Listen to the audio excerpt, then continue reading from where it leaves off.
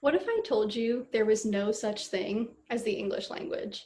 That French doesn't really exist, or that German is something we made up?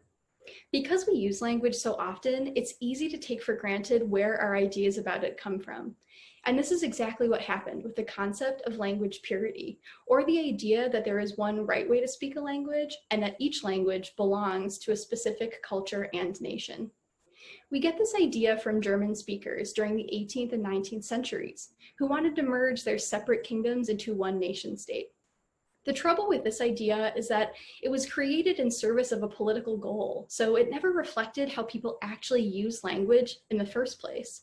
And the bigger trouble is that when we take that idea and uncritically expand it, the disastrous result is justification for inhumane practices such as forcing Indigenous children into boarding schools and racist language standards, which insist that African American English, for example, is unprofessional or ungrammatical.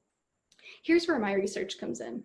I wanted to understand how people use language and treat each other when language purity is not a dominant concept. And what I found was that without the idea of language purity, languages and the people who use them are actually more likely to survive.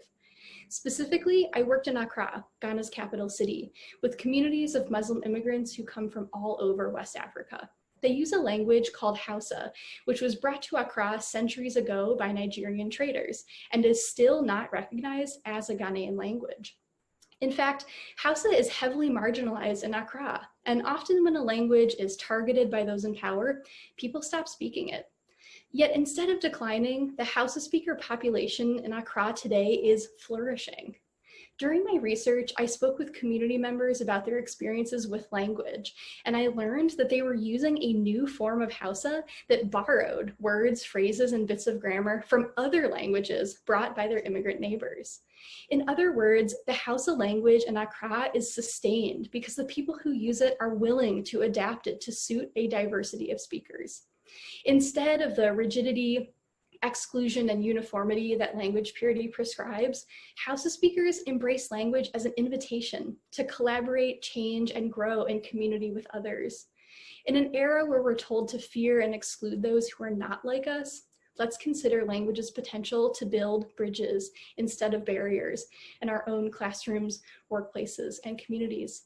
Perhaps we can take a lesson from these Hausa speakers who demonstrate that difference is nothing to fear, and that what really sustains us is a willingness to accommodate and learn from each other.